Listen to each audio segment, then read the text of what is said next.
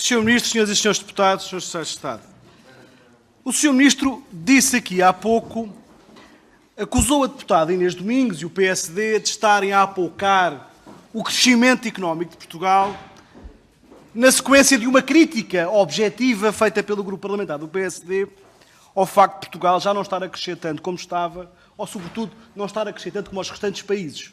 Isso é que é correto e, sobretudo, não ser um dos países que mais cresce. E eu pergunto, Sr. Ministro, quando considera que a senhora deputada Inês Domingos está a apoucar o crescimento de Portugal, então quer dizer que o facto do Sr. Presidente da República ter vindo dizer que Portugal está a crescer menos que os restantes países da nossa dimensão e que o devia fazer com um crescimento mais elevado, será que considera que o Sr. Presidente da República também está a apoucar o crescimento de Portugal? Ou então o Sr. Ministro está a apoucar o Sr. Presidente da República por ele fazer as mesmas críticas que o PSD faz?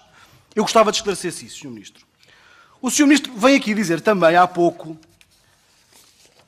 que é possível conciliar o cumprimento de regras europeias com o crescimento do investimento público.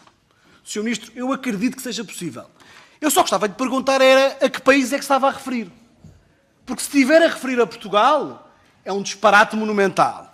E como eu considero que o Sr. Ministro não diz disparates, está-se a referir a outro país qualquer. Ou então, aquilo que diz como máxima aplica-se apenas ao professor Centeno e não se aplica nem ao Ministro Mário Centeno e muito menos ao Presidente do Eurogrupo.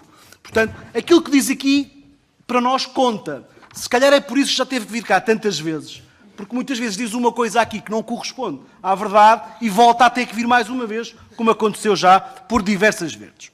Porque parece que para o Sr. Ministro há uma austeridade boa e uma austeridade má. A austeridade boa é aquela que o Sr. Ministro decide, mesmo às escondidas que aplica. A austeridade má é a que os outros aplicam. E depois também há a austeridade do Presidente do Eurogrupo, que se aplica a países como a Grécia, etc. E a austeridade boa que se aplica pelo Sr. Presidente do Eurogrupo quando está a falar enquanto Ministro das Finanças de Portugal. A expressão não é minha, é da deputada Mariana Mortágua, que acusou de ser, talvez até penoso, a sua duplicidade de posições enquanto Ministro das Finanças e de Presidente do Eurogrupo. Que é praticamente aquilo que o grupo parlamentar do PSD fez na sua primeira intervenção. Porque o Sr. Ministro apresenta um discurso no Eurogrupo, apresenta uma prática na retórica, uma retórica que não corresponde de toda à prática. E, portanto, isto parece às vezes uma conversa de surdos. Eu acho que isto começa a contagiar.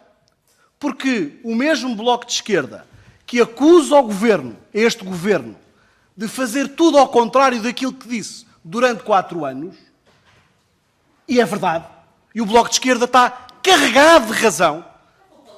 A verdade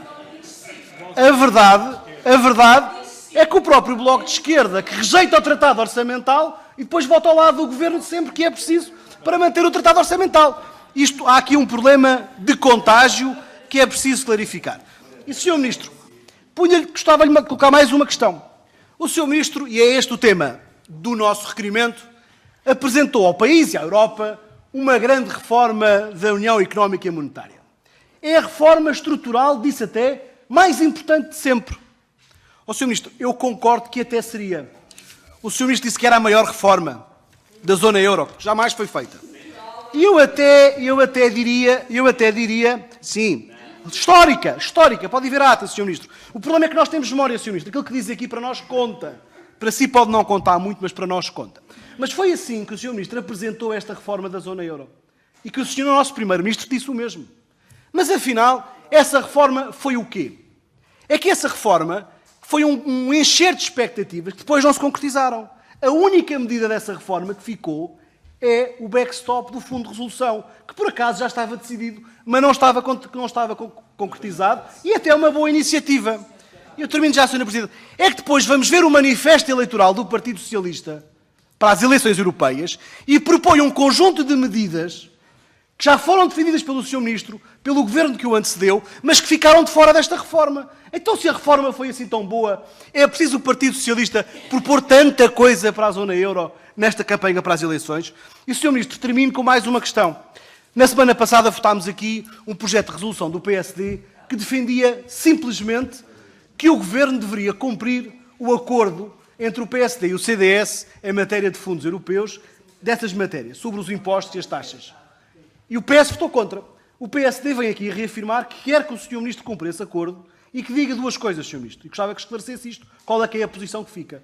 É garantir a unanimidade nas votações em matéria fiscal e, sobretudo, outra linha vermelha, termino com esta frase, Sra. Presidente, que novas taxas criadas tenham que ser decididas pelos países Muito obrigada, cá dentro Sr. Deputado. e que tenham uma contrária redução da carga fiscal, de modo equivalente a não prejudicar Muito os obrigada, Sr. contribuintes Deputado. portugueses. Tem a